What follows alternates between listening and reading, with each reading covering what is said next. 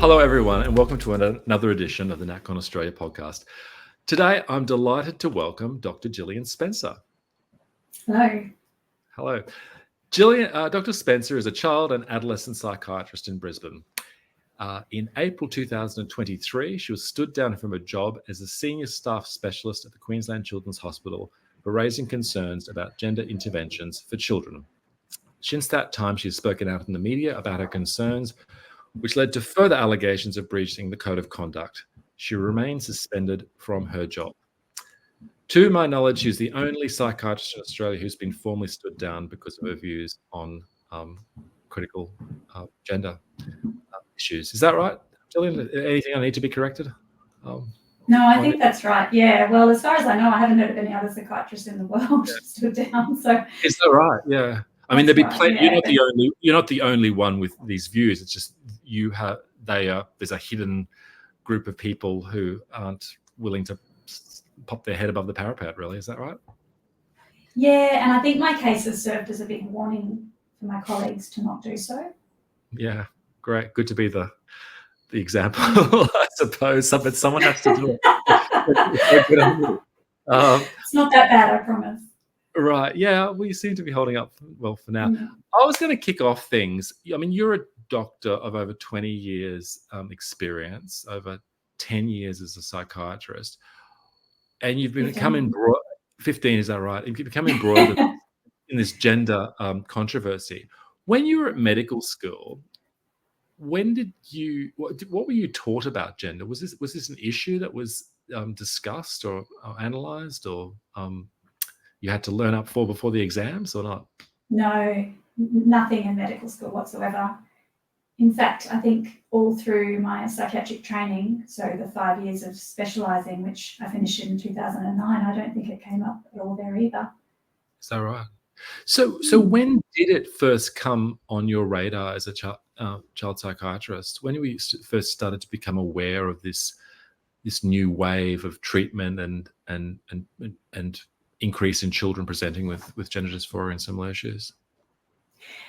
Yeah, well, the gender clinic was set up in the hospital in 2017, and so that's when we started to get education sessions about it, telling us about the clinic's model, and we're told things that that I now know aren't true, like that gender clinicians know how to pick a truly trans child, and that the gender interventions reduce the risk of suicide.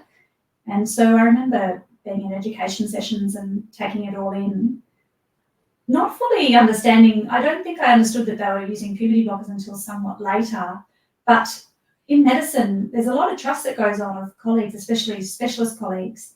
Yeah. There's often specialty areas where your colleagues are learning and trying to be on the cutting edge, and you're not there because that's not your area of specialty, but you're trusting that they're looking at all the research and knowing what to do. And so I trusted the gender clinic clinicians. And so when did you start to question the treatment and the care and the thinking behind it? Was it a series of events, or was there one particular event which came like a bolt of lightning?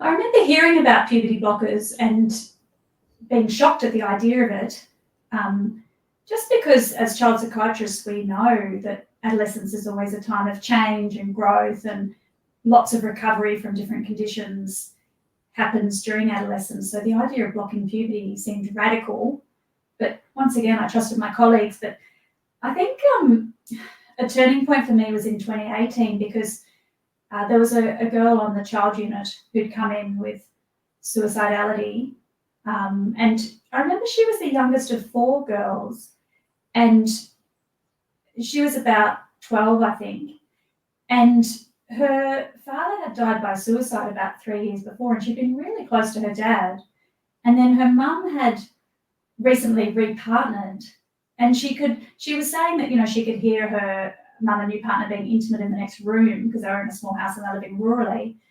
And so she was saying that she was actually a boy, and when she went to the gender clinic, she didn't say much to them, but they still put her on puberty blockers, and because she was rural, they fast-tracked that, so it was after only one session. And so I actually wrote a letter. I wrote a letter to the gender clinic senior clinician saying, "Oh, I'm really shocked by this. Can you help me to explain?" And they, said, "Oh, well, look, we'll set you up with a meeting with a clinician so that she could explain." And this woman said, "Oh, I've had a lot of experience with this, and I can pick the kids that are going to remain, trans." And that's when I started to think, no, that girl, she was distressed. When was that? 2018. 2018, right. And so the people in the doctors in the Queensland Gender Clinic, where would they have received their training? I mean, where did they get this new knowledge from? Yeah, well, that's a great question, because it's not that there's any course or anything. So I guess they would have. I heard that the team leader of the clinic went down to the Royal Children's Hospital in Melbourne, who seeded the model from the Tavistock to Australia. Is that right? I assume that, yeah, but things in medicine, and perhaps people might be surprised, they're a little bit more less structured than people might expect. So people can start working in an area, reading in an area, and quickly become experts in an area without any particular credentialing. I mean, I've come from a medical family. I do think there is still a little bit of a deference in Australia to the UK and the US, the New England Journal of Medicine and those type of things. So the Tavistock Clinic in the UK was referred to, and it was looked to in Australia as somewhere which provided best practice for treatment of gender confused kids. Is that right? Yes, my understanding is that the clinicians from the Royal Children's Hospital in Melbourne went to the Tavistock and then brought it back to Australia, set up their clinic, and then sent it throughout Australia here. Yeah, the new model. So that obviously that Tavistock clinic in the UK has attracted a lot of media attention and was subject to a review in the UK by a very experienced retired pediatrician, Dr. Hilary Cass, who I think sat on she was head of pediatrics for Royal College, yeah. Royal College. So no questions about her credentials or her motives, and she issued a review. Took 3 years, I think, to compile, and it came out 2024, right? April 10th this year, yeah. Yeah. Which, what did it, in a nutshell, what did it say? What did it recommend? Yeah, well, it said that puberty blockers should be restricted to high-quality, ethics-approved research trials, that cross-sex hormones should be prescribed only with extreme caution to people under 18, and with a clear clinical rationale for doing so, which has to be reviewed by an independent committee to make sure it's valid. And it said that services for kids with gender distress should return to mainstream child and youth services, that they don't need to be delivered in specialist clinics. And it established that there's no reduction in suicide with gender affirming care. And that was actually confirmed also in, I think, July this year, because in response to activist claims that there'd been a massive rise in suicide attempts from the cessation of puberty blocker prescription following the Kira Bell case in 2020 in the UK, they looked at a guy called Professor Lewis Appleby looked at the statistics and found that there hadn't been any increase in suicide since they'd stopped their puberty blocker prescription in the UK. So that's very reassuring to us. We've got real world evidence that we can, in Australia, move to not using puberty blockers. And that's always a highly emotive claim. Sorry, just gonna. Yeah. And that's always the highly emotive claim, right? Which is used to justify the treatment in ever younger children. That if we don't do something, then we're actually placing them at higher risk. And there's that terrible line which they say, what is it? You prefer a live girl than a dead boy, right? Which is just OTT in my view. But that and the hospital actually had that on their information brochure for parents, statements about the suicide risk and how it's reduced by affirming. So yeah, it's come right from the health services saying that. Which is according to the latest review, CAS, simply not true. There's no basis for making that claim, right? Correct. So the Queensland, and correct me if I get any of these technical details wrong, but there was a review in Queensland commissioned to look into the gender service here, and they did report back. This was pre-CAS issuing the final report, and they did post-CAS come out with their report evaluating the gender service. And what did they say essentially? I mean, they didn't really, their recommendations amongst other things didn't say, well, look, we've got this UK extensive review now, which is advising us to do something very different to what we're doing here. They simply said, they somehow distinguished, they simply, amongst other things, just decided to continue with what they were doing. Is that right? Yeah, so they set up the evaluation in December 2023, and they recruited a panel of 7 people. 4 of the panel were known publicly to be gender-affirming advocates, including the president of OzPath on the panel. So they obviously tried to really make the panel likely to conclude in one direction.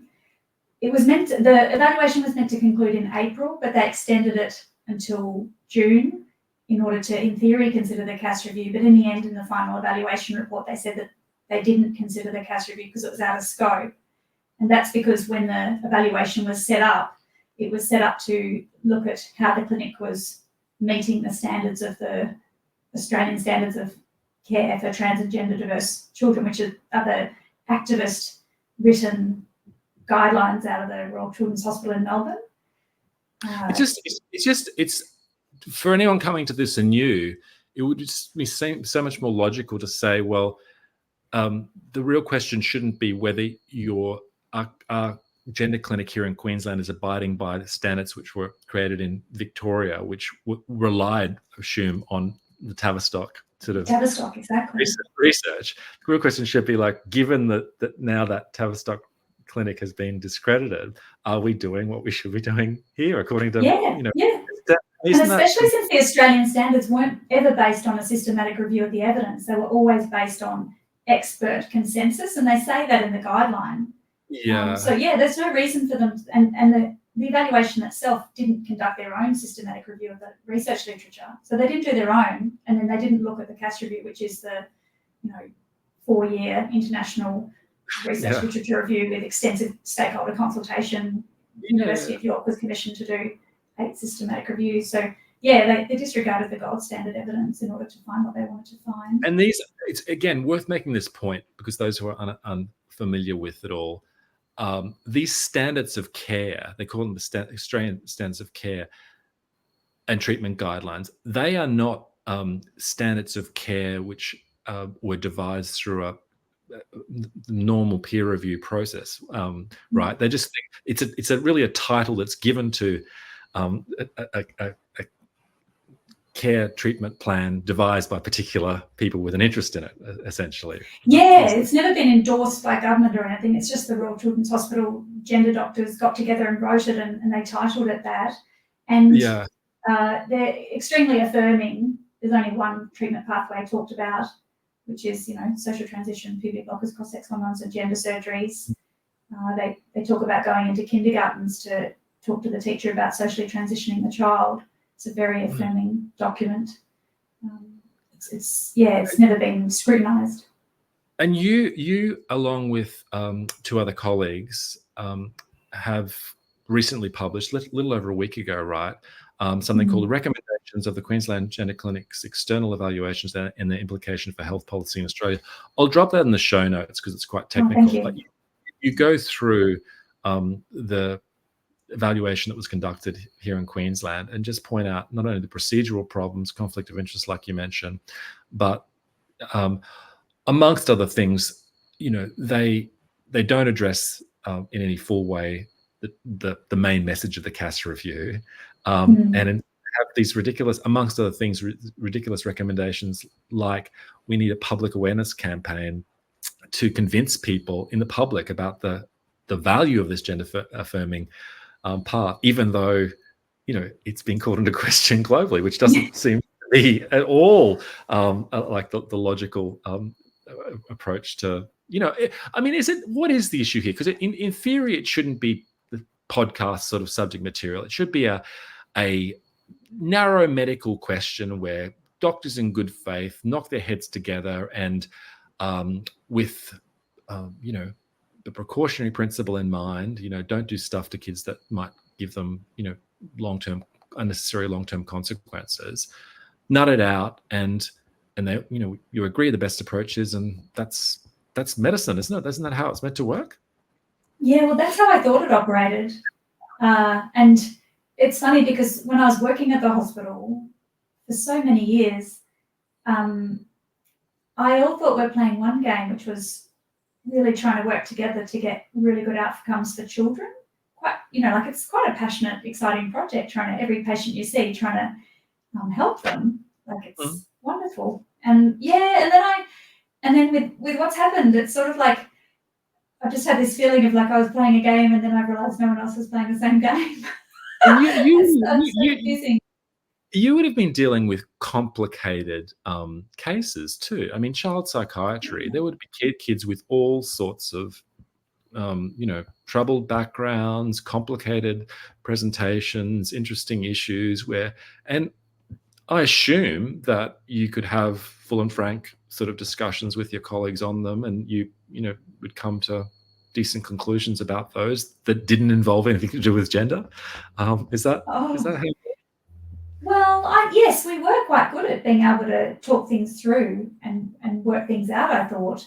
That changed, obviously. But just on the topic of the most troubled kids, the most troubled kids in the state, the most vulnerable and abused kids go through the Queensland Children's Hospital. And just as a point on that, the Department of Child Safety has very affirming policies for the kids in its care. So all those traumatised kids who might go through a period of confusion or gender distress, potentially related to something like abuse, sexual abuse, or witnessing violence, often that makes boys a bit unsettled about turning into men, etc.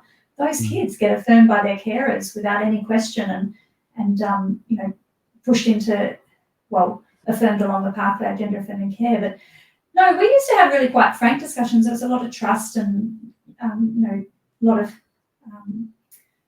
goodwill. But it just became gradually that there was this, I don't know, people out there will have had the same situation in their workplace, but this ridiculous situation where we have case review, which is where you're in a group of like 10 people or more often talking about the patients that are under your care. It's the multidisciplinary team concept where a whole group of people from different disciplines are there to try and see if there's any aspect of the care that needs to be improved with the hope of improving the child's wellbeing and outcome. And then we're all sitting there pretending that the child is the opposite sex. And the gender distress was not a treatment goal that we'd talk about or look at because they were the opposite sex. And if they were presenting with anorexia, we'd be talking about them as a boy with anorexia. And, the self-loathing, body hatred wouldn't come into discussion as a focus of treatment. And it felt terrible. And of course, you'd always get someone accidentally misgendering, correctly sexing a person, and that would be awkward. It felt like a pantomime. I just really didn't understand what was going on around me because it was so farcical. Yeah. So what in your view does explain the increase in the number of kids presenting with gender dysphoria? What's the explanation for that? Is it what are the drivers of it? I'm very curious in your views. Yeah, well, it's been predominantly amongst teenagers and teenage girls particularly, and we've had a massive input from influencers on the internet. And then once it starts happening so that some kids are influenced in the classroom or wherever they're socialising, then it becomes something that the other kids think about and connect over. I think it's actually become less fashionable now amongst kids, but for a while there it was a way to be emotionally complex and quite intriguing and exciting as a young person, edgy. But did I hear you say you actually, when you were reviewing, you actually checked out some of the influences yourself, and you found them, you could see that how they could be, how they could influence people, the magic that they did. Yeah, well, I think it's, I guess for me, I was looking at these young women and, with these really, streamlined bodies, no breasts, and it sort of looks good. Like, it doesn't actually look good in real life, but these were influencers, so they were making it look good. Yeah. But yeah, it was like, I don't know. I don't know whether other women would feel the same, but it sort of just felt a little bit like it's something that you wanted to be. But yeah, that they're good at their job at making it look attractive. Yeah, and it does. And correct me if I got the figures wrong, but those that in the past presented with gender dysphoria tended to be boys who most of the time would likely turn out gay. A lot of them would turn out gay eventually if there was no a significant majority, but maybe about 60% or something like that. Yeah, but in recent times, there's been an increase in girls, and they are clearly influenced. Well, what has caused the increase in girls? Is it social media, like many claim, or is it something else? The social connection through social media, but also through real life, through friends, through groups of girls at school, or wanting to be similar and connect over their changing appearance and changing viewpoints. It's a way of connecting. I guess there's that group where it is a purely social thing, but then there's another group who are quite troubled, feeling very different. Some have a history of trauma, and there's a lot of self-loathing and hatred that is felt by some groups of girls. And so it's a way to escape that. Ideas of femininity, what it means to be a woman, can be quite tricky. Yeah, and the trouble of growing up, adolescence can't be that fun for a girl in many ways. I'm sure I didn't have to go through it, but I hear that there's all sorts of questioning about who you are and how difficult it is. Yeah, well, that's right. But then I actually saw some teenage boys at the hospital where it felt really sad that they were I remember one boy, he'd lost his mum. His mum had died, and after that he started to identify as a girl, and there just seemed to be this link of missing her and trying to find a way to connect. And of course, but I'm just saying that actually I was starting to see some really sad cases of boys as well, where I felt like, this would really need some time. You'd really want to spend a lot of time with them and over, years to try and help them to feel comfortable and see what happens. And it seems like that, to me, it seems just common sense, and maybe it does to many people who aren't as well versed in the medical, training, but that there are these new factors which do provide incentives for identification in a particular way.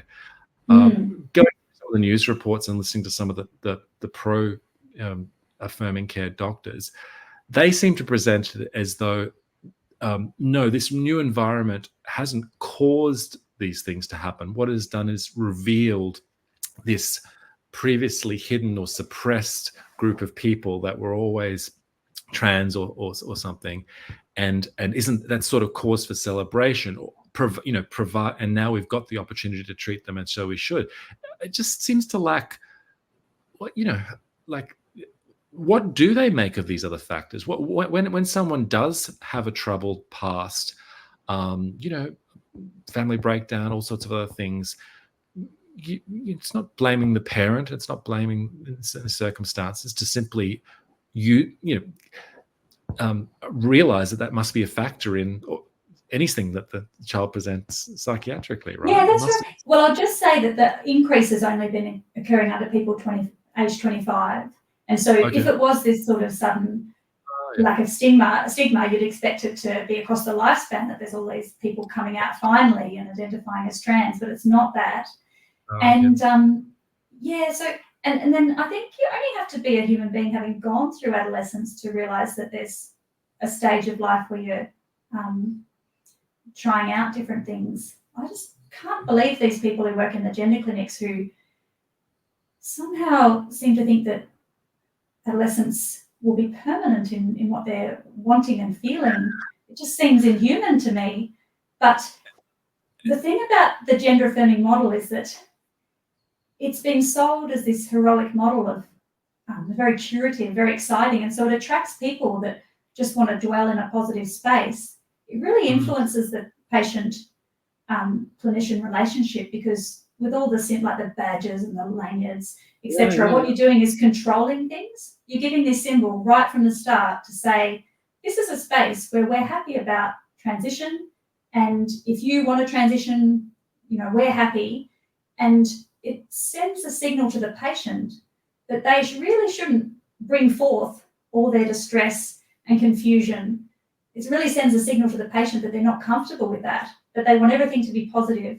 I don't know whether you've seen them down, but the clinics are festooned with, flags and colours. It's all, I can imagine. Positivity. Yeah, so it's very controlling, and it attracts clinicians who are wanting to just dwell in the positive rather than really do the nitty-gritty work of getting to know someone and understand them quite deeply. Well, there's clearly an ideological element to it all, right? And ideological movements can be very attractive to be a part of, and especially when they have explanatory kind of or purported explanatory ability to explain why this is happening, and therefore you're part of it, and everyone wants to be part of this new movement, which their parents didn't understand, and the rest of it all. Yes, we all love that as teenagers. That was great. It's energy, and it really must be when a child, it's clearly suggestive to them that this is the path you want to go down. I mean, it must be a lot of pressure to sort of back out and say, yeah, actually, no, I'd rather just sort of be. I have issues; they're not gender issues, and I'd rather sort of have a second opinion, right? I mean, is it practically must be very difficult for them to do that in those circumstances when you've got everyone affirming a particular pathway that they have to go down. Oh yeah, and good luck finding a second opinion, because with the conversion therapy legislation, even though within our Queensland legislation there is latitude, it still had this chilling effect. So no one in private practice child psychiatry will accept gender referrals except people that are affirming. It's just, why would you take the risk? Maybe it's worth explaining that a bit further, because people don't. I see the trap, but how would it arise? Basically, if your gender conversion therapy sounds terrible, right? Because it implies, it gives rise to this vision of like electric shocks to gay people to change. Great. I mean, that's what people comes to mind, and so people can't be in favor of that, obviously. But in the current environment where you are, where there's all these options for gender treatments and who you want to be, anyone questioning that runs the risk of falling foul of these new laws. The law, and putting this. I mean, so you become the evil, backward, that's called 1950s always get bashed up. So they say 1950s sort of person who's putting, electric shocks to a gay guy. And that's one thing I struggle with, Jillian. It's like the attitude of the gay community. I've read people like Rupert Everett have said that, look, if he was growing up in this day and age, he worries that he would not have grown up gay, because they would have turned him into a girl or done different things. I mean, have you had any experience with or people come out to you in Australia and made that, from the gay community, and made that point? Oh yeah, well there's organisations like the LGB Alliance that are set up. Yeah, so there is a definite movement. It's quite divided in the community. A lot of the gender clinic clinicians will identify as gay, lesbian, or trans. There's a slight issue, I think, with it may be that there's an element of shame about gender nonconformity that influences the clinicians in the gender clinic to go ahead with affirming, or a sensitivity about, there's a real sensitivity around sexuality and wanting to see that as biological, so that there's nothing problematic about the individual, and none of us want to feel damaged. So there's a really strong push to try and see all these things as just biological, and that's the basis of the affirmation model, where you have to assume that the child is naturally trans or gender diverse. That's the number one underlying assumption that we had in our work instruction, which is what we had to assume, which is why we couldn't question the reasons for the gender distress. So yeah, so all I'm saying is that the lesbian, gay, bisexual community is divided, and it's maybe to do with how people experience their own development of that causes them to swing one way or the other. Yeah, it's just, I mean, I guess they are definitely trying to draw the analogy with previous views regarding gay people and the way they were treated, and would say, and are saying this is just a new community, exactly the same as gay people, and therefore to not give them the care and attention they require is akin to the old style discrimination, right? Is that's and I just can't see that the particular types of people who have gender dysphoria and this, that, and the other may not may actually be suffering something which is only temporary, or experiencing something that's only temporary, and not be born that way, you know. Yeah, and I understand that, although I also think, well, why would you remove the fertility of gay people or trans people? Like, that's a massive thing to take from them, and we can't pick which kids are going to persist with gender dysphoria, so we just take the fertility of the whole lot of them, and then we never know whether that might have been something very important to them that might have helped them to feel connected to the world and made their life more rewarding. How would you know? I mean, it's just, isn't it that, you know, first do no harm. And then there's the sexual function too. Like, why would you take that away, especially if they're going to be gay, like gay man? Like, surely that's part of the fun. And so what you recommend is so-called watch and wait approach, and no gender puberty blockers until, you know, at least 18, if not for a lot longer. Yeah, well, right? Because they're no use after someone. Of course, yeah. So I wouldn't have them available at all for gender distress. Yeah, great, yeah. And so that seems sensible. Why is that not? That doesn't. It seems simple and it seems sensible, right? So, is it because people have now, you know, the problem is they've done these things to kids, and if it's shown to be gross medical malpractice, then they have to live with themselves, and the parents and the doctors and everyone else have to realize that they have actually done serious harm, and therefore they can't reverse their tracks. Do you think that's the psychologically what's going on? I think that's part of it, and I think also because it's online and the kids learn about it and push for it. Some parents find it really hard. It's high stakes, especially if you've got a child that is telling you that they're suicidal. It's high stakes for the parents, and I guess with the hospital, we often did see parents who had a lot of trouble saying no. It's quite common. Usually, you know, there's limits on things, so that parents, like, you know, just the usual sort of limits like tattoos and driver's license and all that, where parents can't consent to those sort of things. So, but where this is available and the kids can really push for it, then it really does, put parents in a difficult situation. And I don't think people really appreciate that, right? Like the potential trap for parents. They've got a girl who goes down a rabbit hole, gets influenced, decides she's a boy, and then because of the legal framework and the doctors and everything else, it's very hard for the parents then to, you know, well, they have to have the confidence and to override a doctor and everything else would be tough. And even if they wanted to or question it, they would be at legal jeopardy for trying to and not have the rights over their child that they thought they did, right? Yeah, that has happened in Queensland where a child's been removed Mm. because of parents weren't affirming.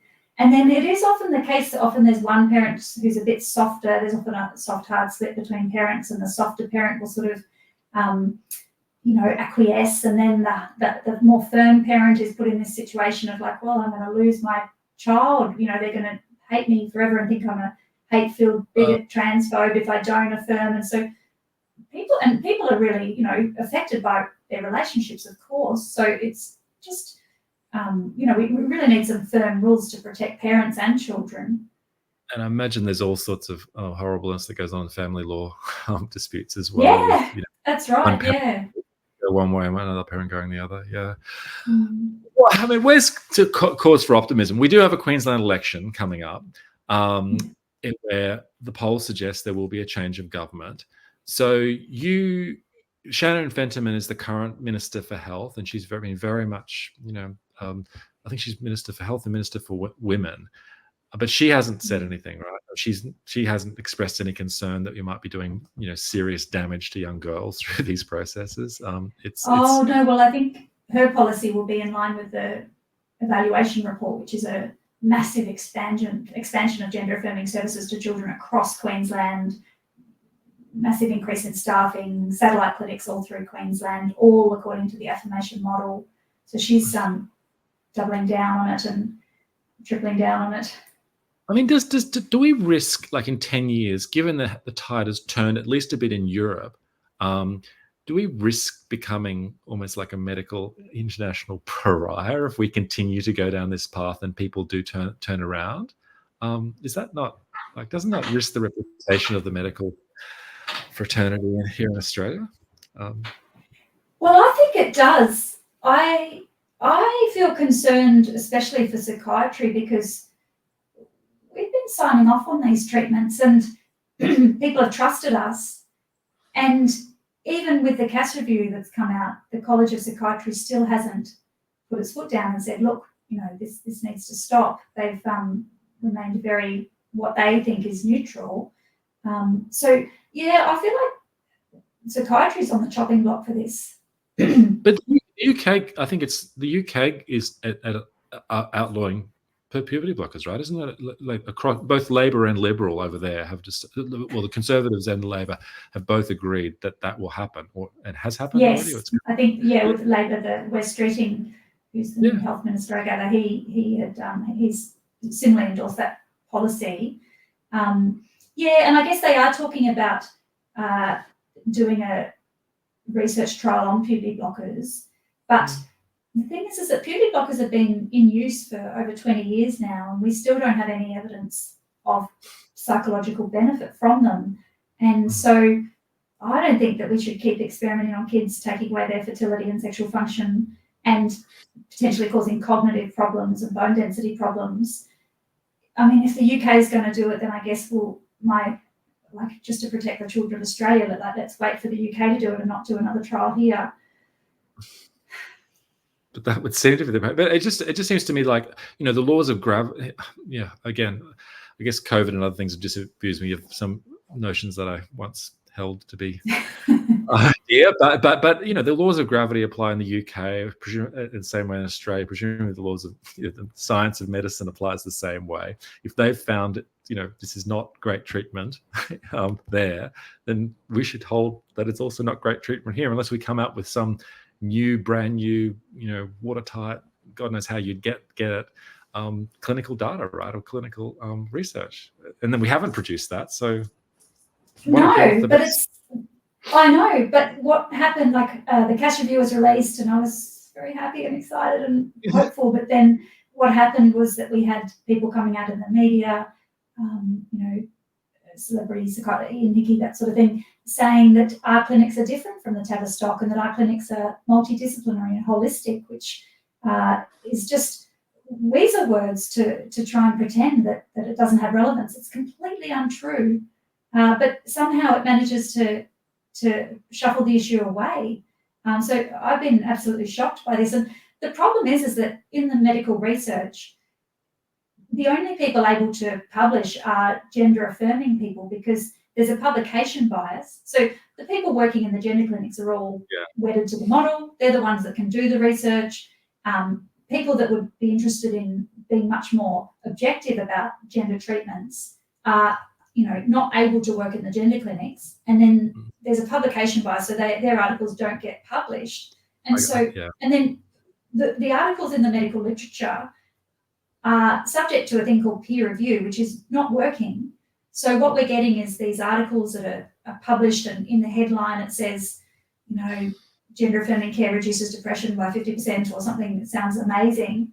And then that's all available for people to see because it's not behind a paywall.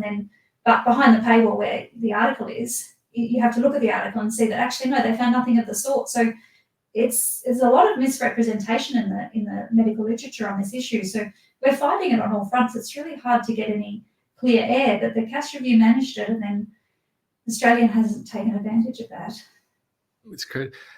Prior to this controversy, were you ever involved in anything similar? Could you ever imagine yourself in medical school being suspended or stood down for these reasons? I mean, no. I worked for Queensland Health for 20 years, and I really like teams. I've never worked in just solitary private practices. I like to be around people, and no, I've never been in trouble in the workplace. I actually never thought that I would get stood down because we'd always been told about the importance of speaking up for safety. I actually thought patient safety was the highest priority, and when I started speaking up, I thought I was doing my job. Oh, sweet innocent child. It's been a revelation. So, but not in a good way. And what have you learnt? What are the lessons that? Because more generally, not the medical issues, but lessons I'm thinking more about human psychology, ideology in medicine. I don't know how your life can be turned upside down in an instant. I guess I have been very surprised by how scared people are to take any sort of risk. I think part of the problem is some high level of conflict avoidance. I think child psychiatrists were in such a good job, very pleasant job, well paid. There's actually a shortage, so we all know that if we were to go out into private practice, we could just set up and have a long waiting list. It's often 6 to 12 months before you get into a child psychiatrist to see them. So there's no job insecurity driving this. And in that way, I guess I do wonder whether it's just wanting to keep life pleasant. Yeah, but where's that old, St. Crispin's Day spirit, or fighting the Persians at the Thermopylae? I don't know. Like, there shouldn't. Surely people know that, at some point in their lives, they're going to have something where they need to stand on principle and stand up for themselves, right? And Yes, I previously thought so, but I now think people don't.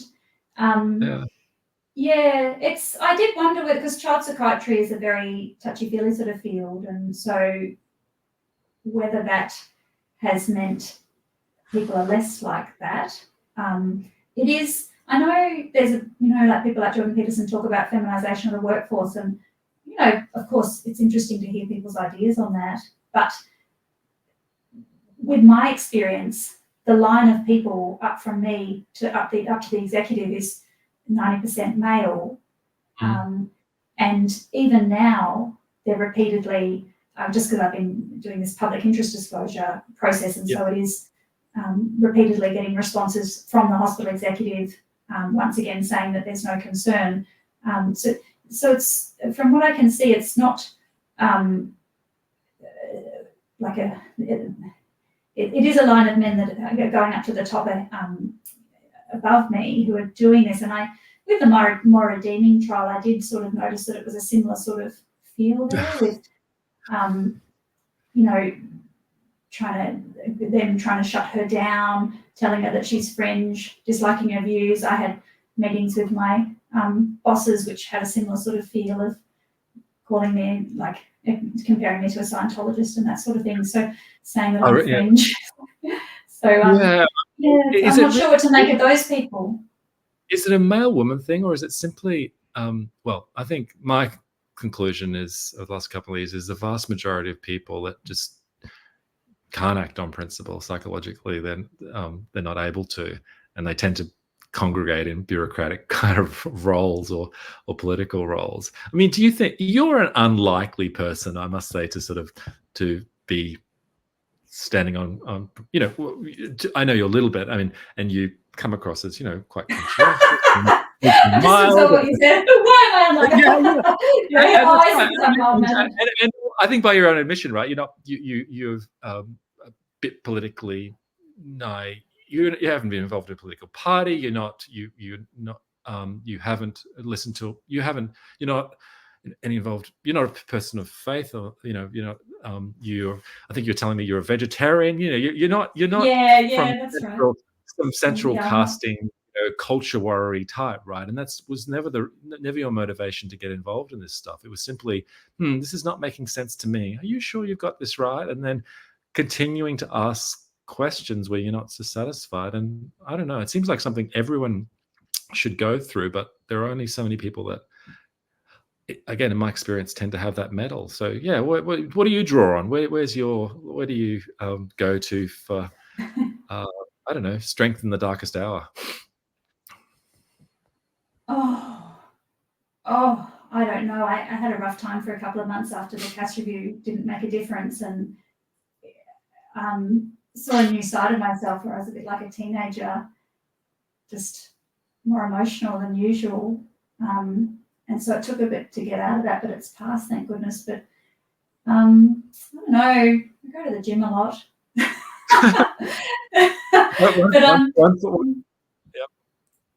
One foot in front of the other. One foot in front of the other. Yeah, it is like that. And actually, I try and look on the positives too. Before all this happened, or before COVID, I remember I was just in a shop sort of looking at sheets and wondering about whether to try linen sheets for the first time, like thinking, and I just remember feeling a bit like, is this the pinnacle of life? Like it seemed really boring. And so I do like to look on the bright side and think that this has made my life more interesting, and that there has been a lot of learning from it. Even just having being part of that Spotlight show last year was just interesting to see how that worked, and I just try and look on the bright side. But I think people sort of ask me about why it happened, and I think the main thing is that it doesn't explain my colleagues, but often with members of the public, that they didn't see what I saw in the hospital. And if you see, troubled young people getting put on testosterone, it's just shocking. Or if you know that, this troubled boy that I mentioned who lost his mum, and you know that 1 year of estrogen is likely to destroy his fertility permanently, and the gender clinic puts kids on testosterone or estrogen from age 14. And in my life, I guess I found that, like there was turbulence in adolescence, and it took a while to find my feet. And then the whole having a family thing really was very stabilizing. I mean, it's not the path for everyone, but it is a path that a lot of people find rewarding. And so I don't want kids to not have that path open to them. It just seems to make sense to sort of try and keep kids' options open. Yeah. Look, it's one of the downsides is there are lots of people that you thought would be by your side that